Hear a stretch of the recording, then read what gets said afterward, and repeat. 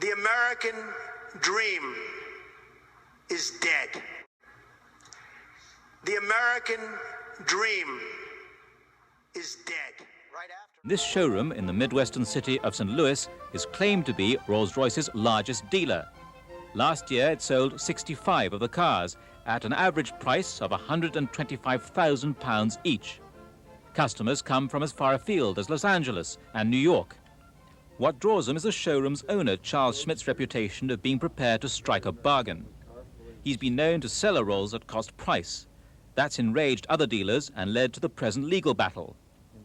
Rolls-Royce disputes Schmidt's claim that he's sold more cars than anyone else, and they charge that he's mentally and emotionally unable to run his business. Charles Schmidt admits that his style may be flamboyant, but rejects outright any suggestion that he may be incompetent. I've been on this street since I've been 10 years old, washing cars, around automobile dealers. I know every facet of domestic, import. I love to sell. And that is something that this whole country has been built on. And when people want to take that away, it's, you know, I think it's a shame. Schmidt argues that Rolls's decision to strip him of his dealership is all the more regrettable because his sales technique continues to pay off at a time when some other dealers are finding the going rough. Nobody needs a Rolls Royce. I look at myself as a want creator. I make them want it because they don't need it. And we have a different market today. We're not selling cars to the aristocrats any longer. I mean, in the United States, the great old families became second, third generations. They don't buy expensive motor cars. They understate their wealth, right? Because they didn't make it. Their grandfathers made it. Schmidt's new breed of customers are people like this self-made department store magnate.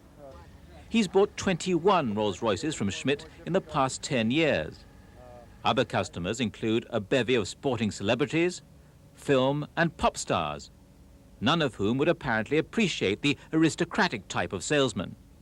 Elvis Presley was a customer of mine. He went to the Rolls Royce dealer in Beverly Hills, and he had a pair of Levi's on, and what have you. They didn't know who he was, and they put him out. He bought numerous Rolls Royces, and there's many, many other stories. Perhaps surprisingly, the rich and the famous don't always pay with money. Schmidt has sometimes had to resort to barter deals. Tell me how these barter deals work. So someone can come in here with an aeroplane and then come out driving a brand new Rolls Royce? That's right. And I find a market for the airplane. I had here some years ago a yacht that took up this entire block. And I brought it out of the water and sold it right here before it was off the trailer. And I don't mean some runabout. This was an ocean-going yacht. I've sold everything, and I can sell.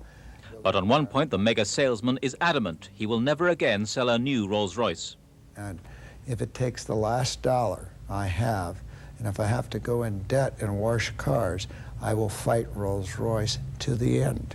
And at the termination of this all, I am going to get on that pole with a acetylene torch and cut the sign down. And I will never sell a new Rolls-Royce as long as I take a breath, and I'll leave in my will that no part of this company will ever sell a new Rolls-Royce again.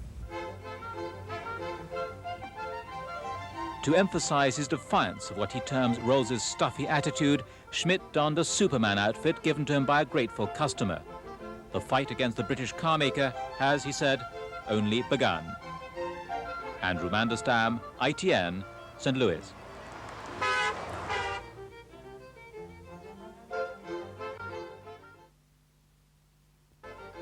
By insane people for insane objectives. You know, and I think that's what I sussed when I was 16 and 12 way down the line, but I expressed it differently all through my life. It's the same thing I'm expressing all the time, but now I can put it into that sentence that I think we're being run by maniacs for maniacal ends, you know. If anybody can put on paper what our government and the American government, etc., and the Russian, Chinese, what they're trying to do, you know, and what they think they're doing, I'd be very pleased to know what they think they're doing. I think they're all insane, you know, but I'm liable to be put away as insane for expressing that. You know, that's what's insane about it.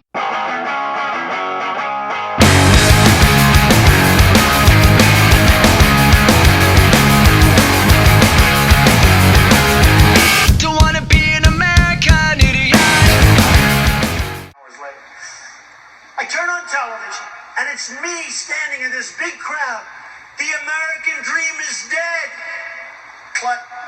I said, oh. Great one. You know, I went ballistic. I was so angry. But the American dream is going to be better. I'll tell you what, we can make it better than ever before. We can do